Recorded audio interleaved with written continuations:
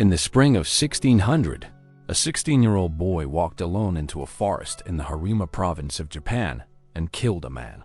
Not in battle, not by accident. He had sought the duel out. His weapon was a wooden staff. His opponent was a trained swordsman. When it was over, the boy walked back out of the forest alone, having won something far more significant than a fight. He had confirmed a belief about the nature of discipline that he would spend the next 60 years refining into a philosophy, one that still holds up under scrutiny today. His name was Miyamoto Musashi. He would go on to fight over 60 duels without a single defeat. He never lost once. What this video will explore is not how he fought. It is how he trained his mind. Musashi grew up in a period of Japanese history known as the Sengoku era, a century of near-constant civil war. Entire generations were defined by combat. Thousands of men trained in swordsmanship from childhood. Many of them were technically superior to Musashi by conventional measures. They had better teachers, better lineage, more formal training.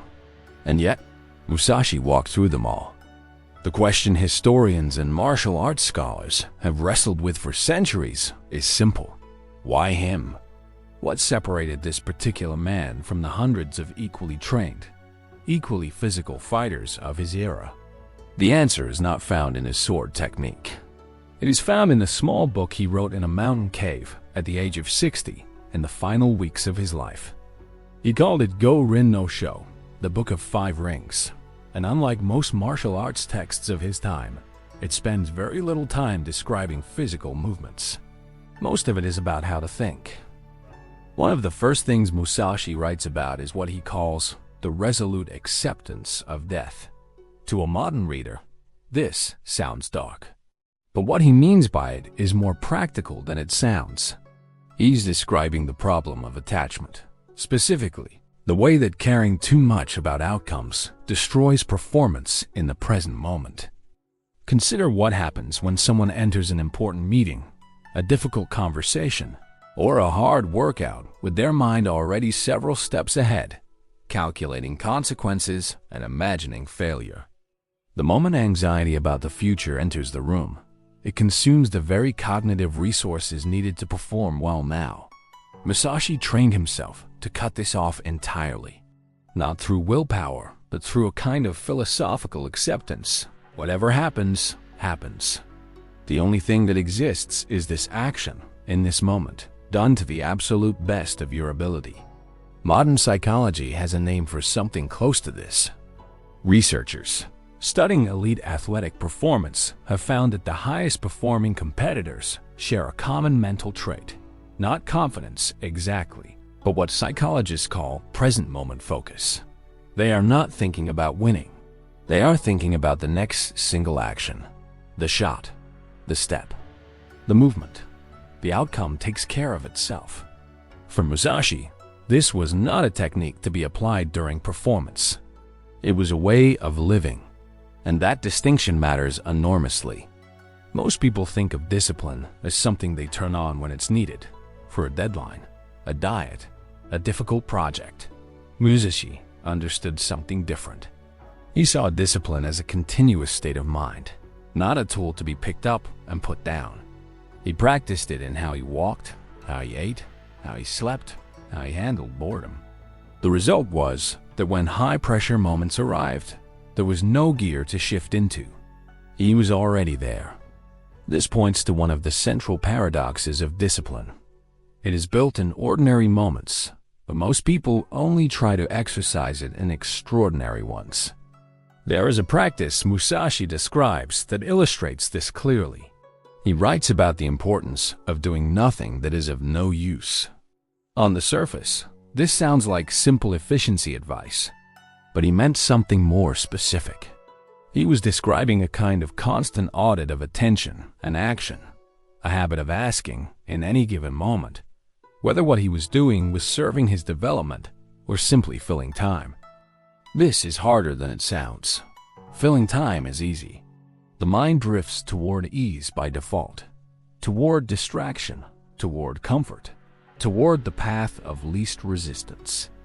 Musashi trained himself to notice when this drift was happening and to return, without drama, to purposeful action, not out of ambition, not out of anxiety, simply because he had decided that this was how he would live.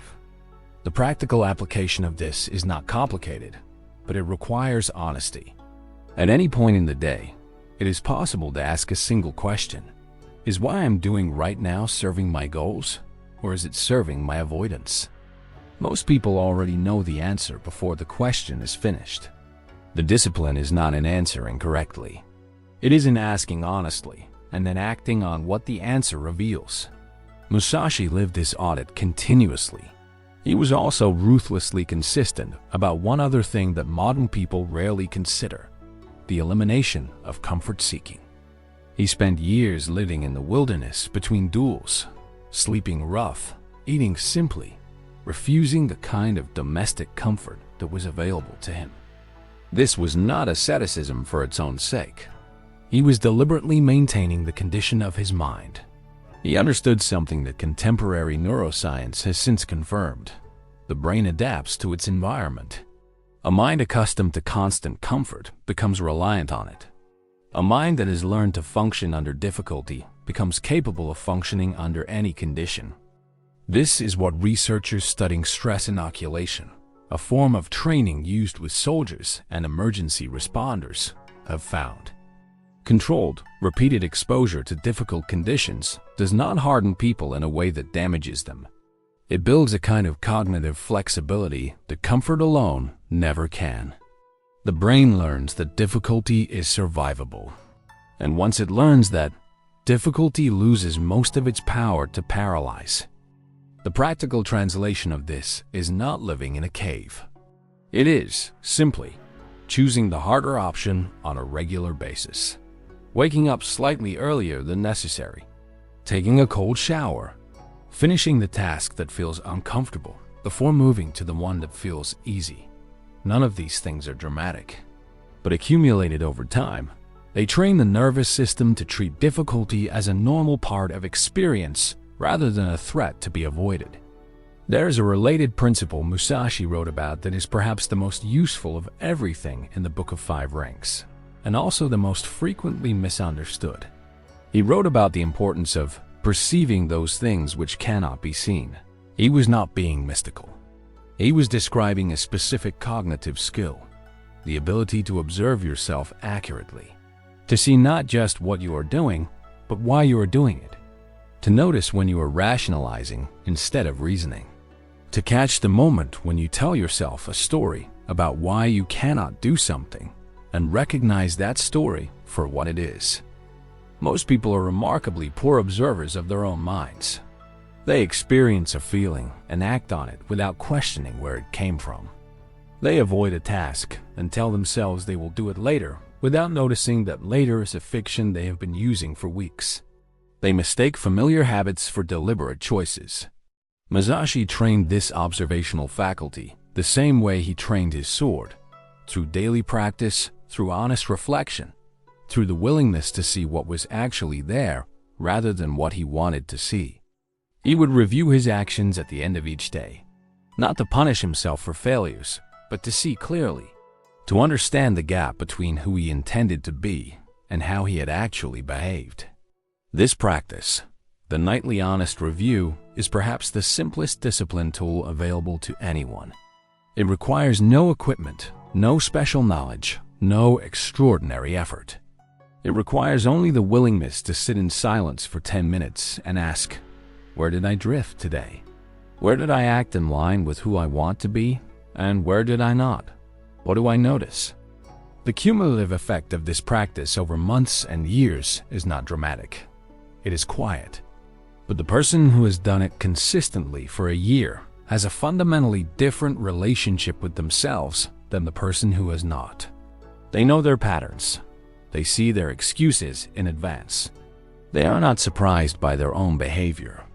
And because they are not surprised, they can begin to change it. Musashi understood one more thing about discipline that is worth sitting with. He understood that it is not a quality possessed by some and absent in others. It is not a personality trait. It is a skill, And like all skills, it degrades when not practiced and improves when practiced deliberately. The person who struggles with consistency is not weak. They have simply not yet built the skill systematically.